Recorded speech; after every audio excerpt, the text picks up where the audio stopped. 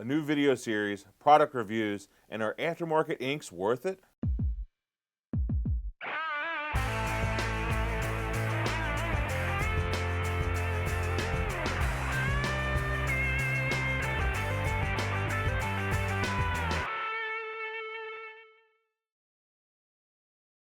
Hey everyone, welcome to Keep Shooting Monday number 123. My name is Greg Cazillo from Cazillo.com.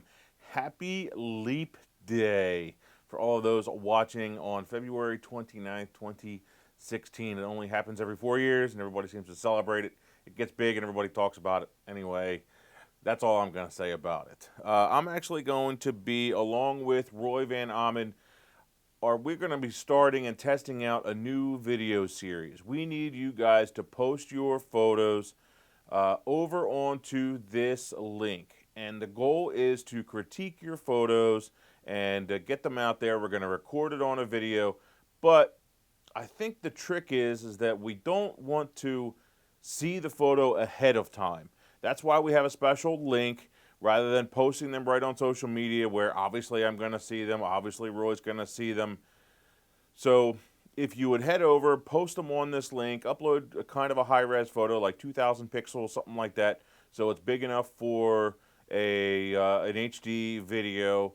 That would be great. So let's try the series out, see how well it works, and see if we can get a decent following on them for critiquing some photos. Maybe I'll have some more guests on there, which again, I'm always looking for guests on either show. Still trying to make that happen for this show. Unfortunately, it hasn't, but I'm still going to keep on trying. So, speaking of videos, I had two new videos that I put up last week. First one was my Epson P800 review. I went over all of the different features of it and also talked about its amazing print quality. You can check out that video right over here. It is all around an awesome printer. I've had no issues with it, and the amount of ink that is still left after over 200 prints is amazing. I still have not changed out one cartridge. It is still going after 200 prints on the smaller cartridges, because the cartridges that they give you are actually smaller. I think they're only 64 milliliters versus the actual cartridges that you get when you buy are 80 milliliters. So it's still printing on that original set, which is pretty darn good for 200 prints and all that I've put it through. So that's pretty cool. Check out that video right over here. Another video that I did last week is how to print from Lightroom or to any inkjet printer. Obviously, I did it with one of my Epsons with the P800 and output a little 8x10 print, which is great, but it's not that difficult to do.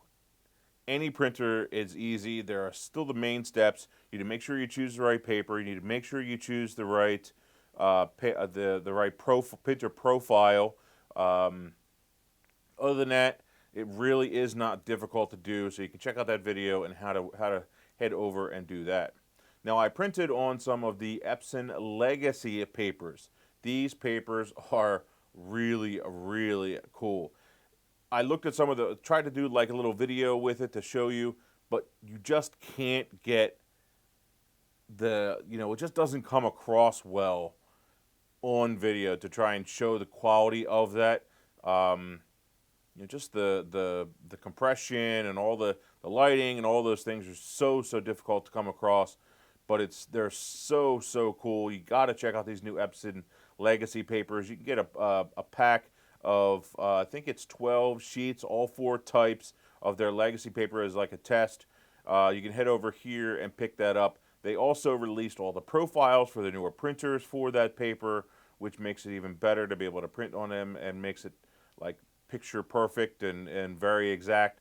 So here's the profile link, and here is the link to pick up some of those and test some of the new Epson Legacy papers. So make sure you check those out. I think that is it as far as the stuff that's going on. So let's get into a couple of Cazillion questions.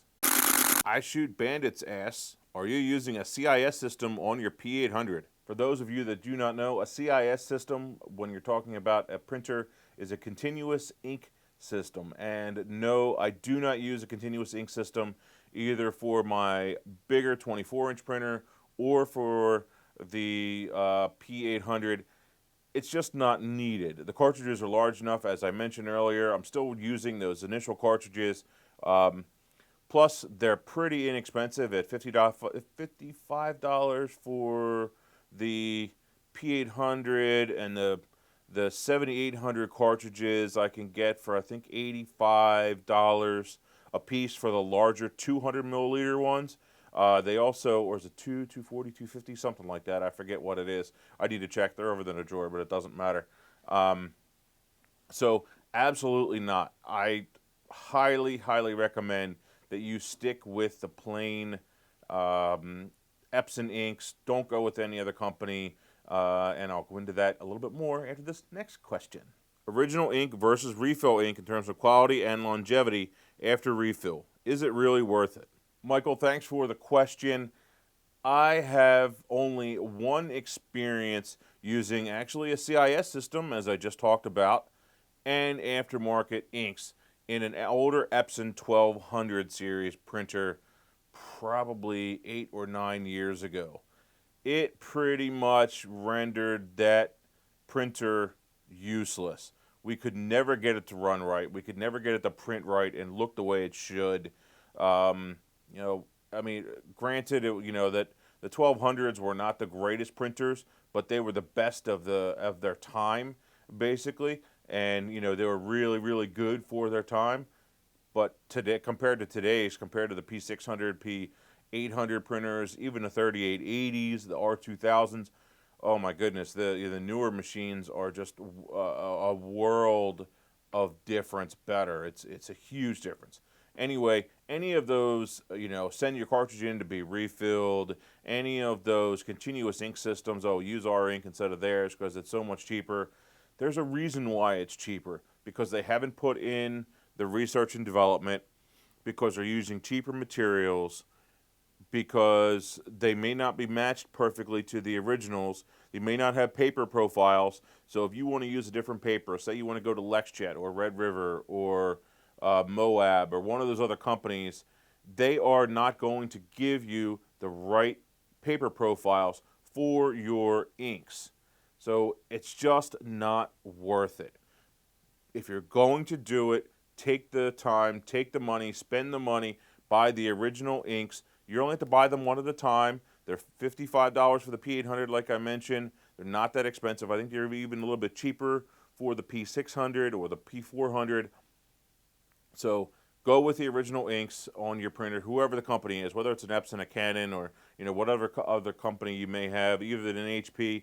Go with the original inks. It's going to give you a much better quality, and your colors are going to be more accurate. You're going to have less ink problems, clogging problems, all kinds of issues that could arise from those aftermarket inks. So stick with the OEM inks, please. If you're still having problems with the printer, then it might be time to get it serviced, something like that. Maybe it's time to upgrade, but either way, stay away from those aftermarket inks. They can cause a lot of issues. I have a dolly rolling a paper trimmer. I saw your dolly guillotine trimmer video. I buy largest paper, 13 by 19, for my printer and cut it down to smaller sizes if needed before printing. This saves me from having to keep an inventory of different sizes for the same paper. Bob, I'm glad to see someone else is doing that same thing that I am doing, although you might want to check out the prices for roll paper also.